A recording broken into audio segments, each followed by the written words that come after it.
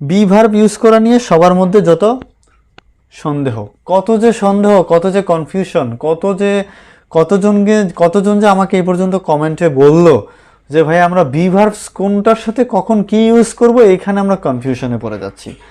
তো আমাদের যাদের বেসিক নলেজটা নাই, যারা আমরা শখের বসে অথবা চাকরির প্রয়োজনে অথবা বিদেশে আছি সেই প্রয়োজনে, হ্যাঁ, আমরা ইংরেজিটা শিখতে চাচ্ছি অথবা ইংলিশটা শিখতে হচ্ছে, তারা তো আসলে বেসিকটা আমাদের মনে নেই, আমরা তো অনেক আগে পড়ছি। So to it is human, ইংলিশে একটা প্রবাদ বাক্য আছে, মানুষ মাত্রই ভুল, মানুষ ভুলে যায়। সো আমরা স্টুডেন্ট লাইফে শিখেছি হয়তো সেগুলা। সো আজকে আমি সেই বেসিকগুলা আমি তোমাদেরকে একদম সহজভাবে উপস্থাপন করে দিচ্ছি, সহজভাবে বলে দিচ্ছি, আশা করি তোমরা সবাই মনে রাখতে পারবা। প্রথমেই দেখো এম, আমরা এম কার সাথে ব্যবহার করব? এম একমাত্র আইয়ের সাথে ইউজ হবে। কার সাথে? আই। যখন সাবজেক্ট আই হবে তখনই এম হবে। তার মানে এম, আই, এই এম ওয়ার্ডটাকে বা এম এই ভিভার্বটাকে আই সারা জীবনের জন্য একবারে রেজিস্ট্রি করে কিনে নিছে, মনে করো দলিল করে কিনে নিছে আই। সে আর পৃথিবীর কারোর সাথে এমকে দিবে না। না ভাই, যত কিছুই বলো এমকে দেওয়া চলবে না। এম শুধুমাত্র আমার, আই এম। সো আমরা আমাদের নিজেদেরকে যে কোনো সিচুয়েশনে যদি আমরা ব্যাখ্যা করতে চাই, if we want to explain our self anywhere any time, we have to use M.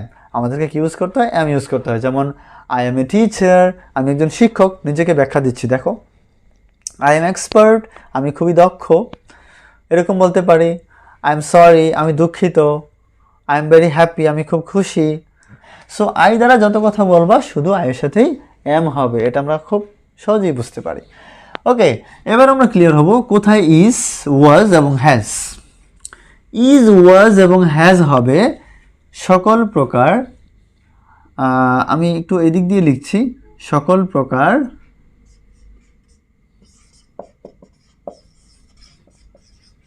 সিঙ্গুলারের সাথে। সকল প্রকার সিঙ্গুলারের সাথে, যদি সেটা সিঙ্গুলার হয়। ওই যে আমি তোমাদেরকে নাম্বার পড়িয়েছিলাম প্রথমে বেসিক পার্টের ওয়ানে, হ্যাঁ, বেসিক পার্ট ওয়ানে তোমরা কিন্তু নাম্বার পড়েছিলে, সিঙ্গুলার প্লুরাল। ওখানে যদি কোনো ব্যক্তি বা বস্তু বা পৃথিবীর যে কোনো কিছু যদি সিঙ্গুলার হয় তখনই তুমি ইজ ইউজ করবা। যদি একজনকে কিছু বলতে চাও তাহলে কি ইউজ করবা? ইজ। আর যদি সেটা প্রেজেন্ট টেন্সে না হয়ে পাস্ট টেন্স হয়, মানে অতীতকালের কোনো কিছু বোঝাতে চাও, মানুষ একজনই আছে, বস্তু সেই একটাই আছে, একটাই প্রকাশ করবা, সিঙ্গুলার বাট কথাটা আগের পুরাতন, তখন ওয়াজ ইউজ করবা। আর যদি কোনো কিছু আছে অর্থে ইউজ করো তখন হ্যাজ ইউজ করবা। যেমন স্ক্রিন থেকে তোমরা দেখে নিও সেন্টেন্সগুলা। যেমন হি ইজ এ স্টুডেন্ট, হি কয়জন? একজন, সে, তাই না? সে একজন ছাত্র। যেমন করিম ইজ এ গুড বয়, করিম একটা ভালো ছেলে। করিম কয়জন? একজন। My mother is an honest person, আমার মা একজন সৎ মানুষ। মাই মাদার, আমার মা, কয়জন? একজন। Our teacher is an active person, আমাদের শিক্ষক একজন পরিশ্রমী মানুষ।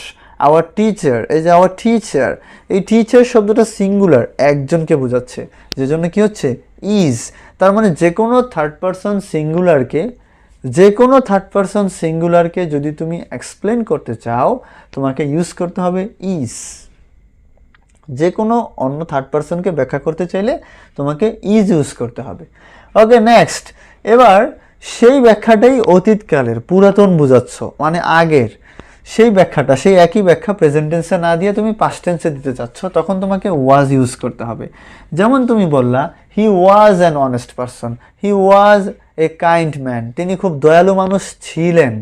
হি ইজ এ কাইন্ড ম্যান মানে কিন্তু তিনি দয়ালু, হি ইজ, বাট তিনি ছিলেন, অতীতের কথা বোঝাচ্ছ, তখন হবে he was a kind man.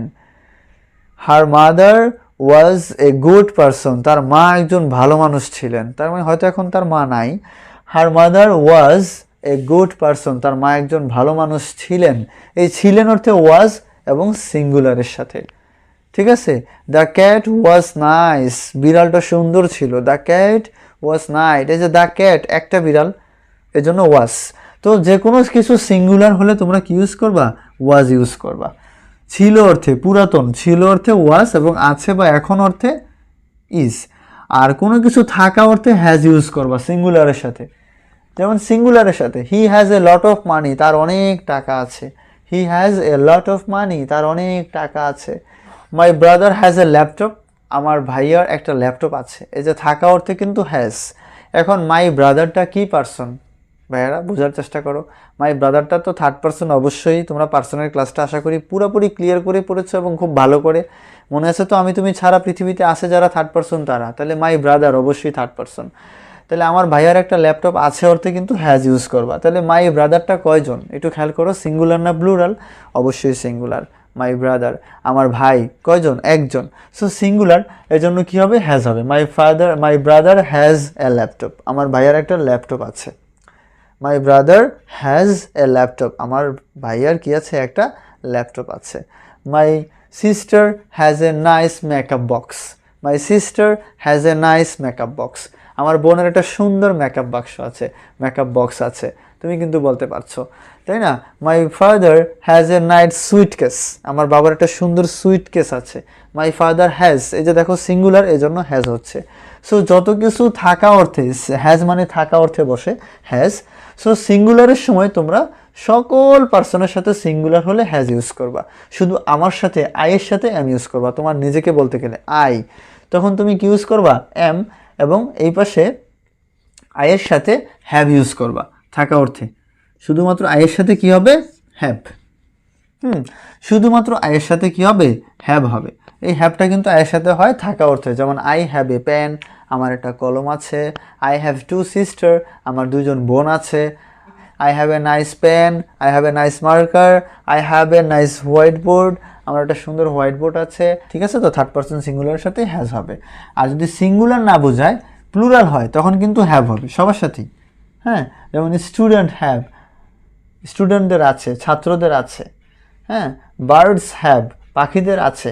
Dogs have, কুকুরদের আছে। ক্যাটস হ্যাভ, বিড়ালদের আছে।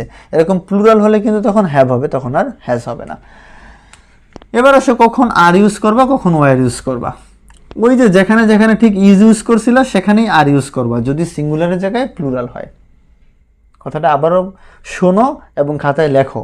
তুমি যেখানে ইজ ইউজ করছিলা ব্যাখ্যা দেওয়ার জন্য, হি is a nice boy, he is A ton boy, the মেঘনা river is a long river, মেঘনা ইজ এ লং রিভার। এই যে মেঘনা is, he is, she is, mother is, father is, তখন কিন্তু ইজ ইউজ করছিলা। এই প্রত্যেকটা সেন্টেন্স তুমি যদি প্লুরাল নিয়ে আসো, মানে বেশি সংখ্যায় পার্সন নিয়ে আসো, তখনই আর হবে। যেমন they are, we are, students are very happy, ছাত্ররা খুবই খুশি। Students are very happy.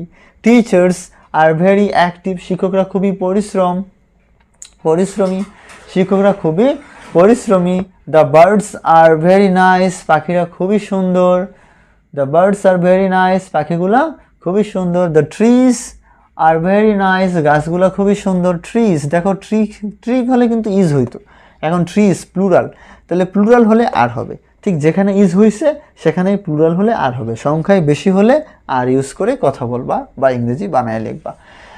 অনুরূপভাবে যদি অতীতকালের পুরাতন কথা বোঝাও, সংখ্যায় বেশি হলে তখন ওয়ার ইউজ করবা। যেমন দে ওয়ার, ট্রিস ওয়ার, তখন ছিল হয়ে যাবে। Trees were very beautiful, the hills were very beautiful, পাহাড়গুলো খুবই সুন্দর ছিল।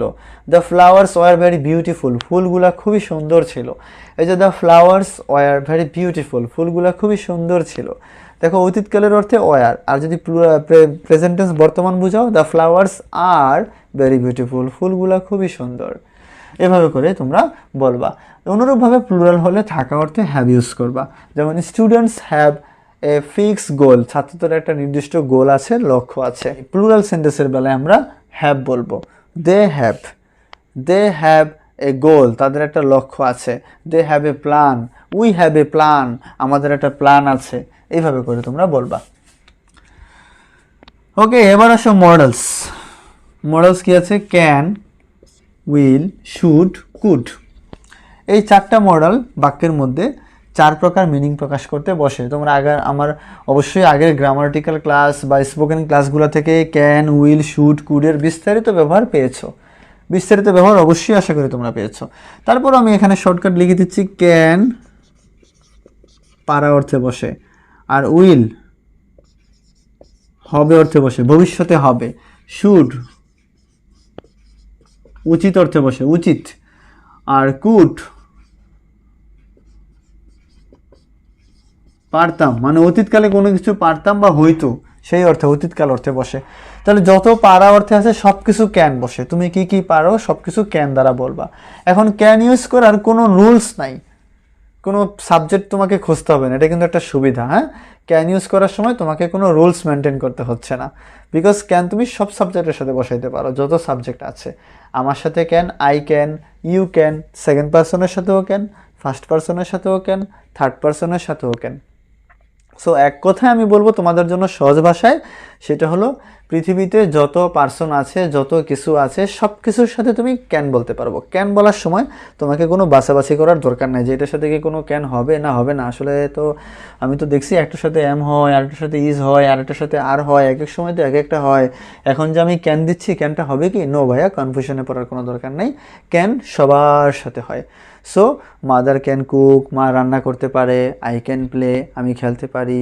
ইউ ক্যান গো নাও, তুমি এখন যেতে পারো। হি ক্যান কাম নাও, সে এখন আসতে পারে। তার মানে আমি, তুমি, সে, কোনো পার্সন বাধা ধরা নাই, সবার সাথে। দে ক্যান প্লে, তারা খেলতে পারে। দে ক্যান ওয়াচ, তারা দেখতে পারে। দে ক্যান গো, তারা যেতে পারে।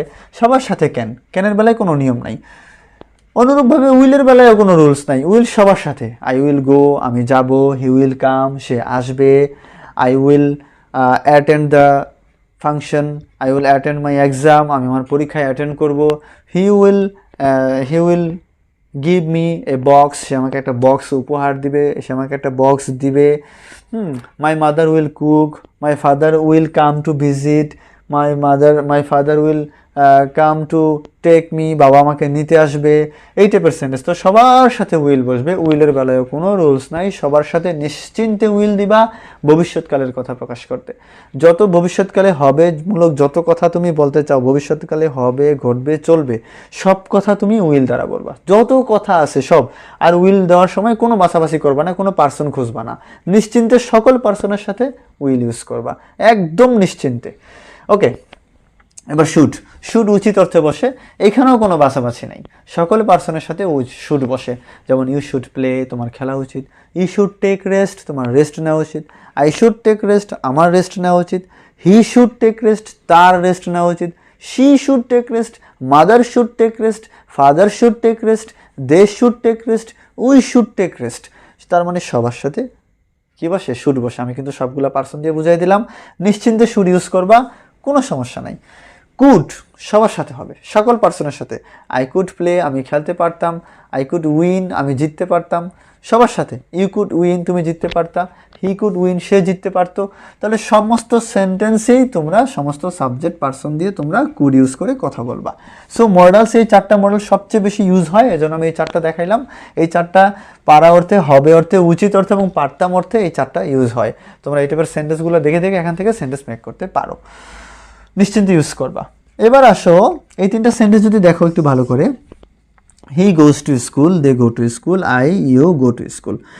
এখন প্রশ্ন হলো, এই গুয়ের সাথে ইয়েস নাই, এই গুয়ের সাথে ইয়েস নাই, এই গুয়ের সাথে কেন ইয়েস হলো ভাইয়া? এটা তো ঝামেলা, আমাদেরকে একটু প্যাচ লাগা যায়, এটা একটু বোঝায় দেন তো। হ্যাঁ, এই হি এর সাথে কেন, এই গোয়ের সাথে কেন ইয়েস হলো? বিকজ এখানে হি লেখা আছে, হি, দেখছো? আর এখানে দে লেখা আছে, হি, এখানে আই লেখা আছে, ইউ লেখা আছে। আসলে সাবজেক্টটা যদি থার্ড পারসন সিঙ্গুলার হয় তখন এস বা ইয়েস হবে ভার্বের সাথে, দ্যাটস দ্য রুলস, এটা নিয়ম। যদি ভার্বের সাথে এস বা ইয়েস আমরা কখন দিব? কখন যদি সাবজেক্টটা কি হয়? থার্ড পারসন সিঙ্গুলার হয়। থার্ড পারসন সিঙ্গুলার কে? ওই যে আমি তুমি ছাড়া পৃথিবীতে আসে যারা, সবই তো থার্ড পারসন, তাই না? সো আমি তুমি ছাড়া যত পার্সন আছে ওই পার্সনগুলোর মধ্যে যদি সিঙ্গুলার হয়, সিঙ্গুলার যেন কে? সিঙ্গুলার যেন কে? সিঙ্গুলার হলো আমরা একদম বেসিক ওয়ান পার্টে শিখেছিলাম, নাম্বার। সিঙ্গুলার মানে একজন বোঝাবে, একটা বোঝাবে। সিঙ্গুলার একজন বোঝাবে, একটা বোঝাবে। যেমন ক্যাট সিঙ্গুলার, ক্যাটস কিন্তু প্লুরাল হয়ে গেল, এটা কিন্তু না, ক্যাট। তাহলে তুমি বলতে পারো ক্যাট গোজ টু স্কুল, বিড়াল স্কুলে যায়, এটা বলতে পারো। মানে সেন্টেন্স মেকিং এর সাথে বলতেছি। ক্যাটের সাথে গোজ হবে, ক্যাটের সাথে ইটস হবে, যদি তুমি ইট লেখো খাওয়া, ক্যাট ইটস। ড্রিঙ্কের সাথে অ্যাস হবে, ক্যাট ড্রিঙ্কস মিল্ক, বিড়াল দুধ পান করে, cat drinks milk, because cat. আবার তুমি যদি বলো ক্যাটস, তখন কিন্তু আর ড্রিঙ্কস হবে না, তখন হবে ড্রিঙ্ক। Cats drink milk. তোমরা এক্সাম্পলটা দেখে নিও স্ক্রিন থেকে। ক্যাটস ড্রিঙ্ক মিল্ক, এখানে অ্যাস হলো না কিন্তু ড্রিঙ্কের সাথে, বিকজ প্লুরাল। আবার যদি ক্যাট হয়, ক্যাট ড্রিঙ্কস মিল্ক, বিড়াল দুধ পান করে, ড্রিঙ্কের সাথে অ্যাস হলো বিকজ ক্যাট সিঙ্গুলার। তাহলে থার্ড পারসন সিঙ্গুলার হলে এস বা ইয়েস হবে। আর যদি থার্ড পারসন সিঙ্গুলার না হয় তাহলে ভাই সাবজেক্ট ফার্স্ট পারসন বুঝি না, সেকেন্ড পারসন বুঝি না, থার্ড পারসন প্লুরাল বুঝি না, পৃথিবীর সকল পার্সনের সাথে আর ভুলও অ্যাজ বা ইয়েস হবে না। সবার সাথে দেখো গো, দে গো, আই গো, ইউ গো, হি, হ্যাঁ, স্টুডেন্টস গো, সবার সাথে গো। তার মানে সমস্ত পার্সনের সাথে শুধুমাত্র মেইন ভার্বটা বসবে, অ্যাজ বা ইয়েস হবে না। তাহলে অ্যাজ বা ইয়েস হবে কখন? যদি একজন হয়, থার্ড পারসন সিঙ্গুলার মানে একটা বোঝায়, একজনকে বোঝায়, তখনই ভার্বের সাথে অ্যাজ বা ইয়েস দিয়ে তোমরা সেন্টেন্সগুলা মেক করবা। সো আই হোপ, আমি আশা করি আজকের পর থেকে তোমাদের এই বিভার্বসগুলা, এই মডেলগুলা, এই মডেলসগুলো এবং এই বিভার্বসগুলা এবং এই ভার্বের সাথে অ্যাজ বা ইয়েসের এই যে ঝামেলাটা, বেসিক যেই ঝামেলাটা, এই বেসিক পার্টটা তোমরা ক্লিয়ার হয়ে গেলা। আজকের এই ক্লাসটা টেনে টেনে বারে বারে শোনো, কারণ খুবই ইম্পর্টেন্ট কথাগুলো, স্পিচগুলো আমি আজকে বললাম। এই বেসিক পার্টের ক্লাসগুলো ছাড়া তুমি কোনো ক্লাসই ভালো করে করতে পারবে না, তুমি কোনো স্পোকেন ফ্রিলি করতে পারবে না, কিছু লিখতে পারবে না ফ্রিলি, কিছু বলতে পারবে না ফ্রিলি, কিছু বুঝতে পারবে না। সো তুমি যদি ভালো করে বুঝতে চাও, পড়তে চাও, লিখতে চাও, ইংলিশ বলতে চাও, ইংলিশ বানায় লিখতে চাও, তোমাকে এগুলো ভাইয়া ক্লিয়ার হতে হবে, কোনো অল্টারনেটিভ হয় নাই। সো ধন্যবাদ সবাইকে ক্লাসটা কমপ্লিট করার জন্য। খোদা হাফেজ।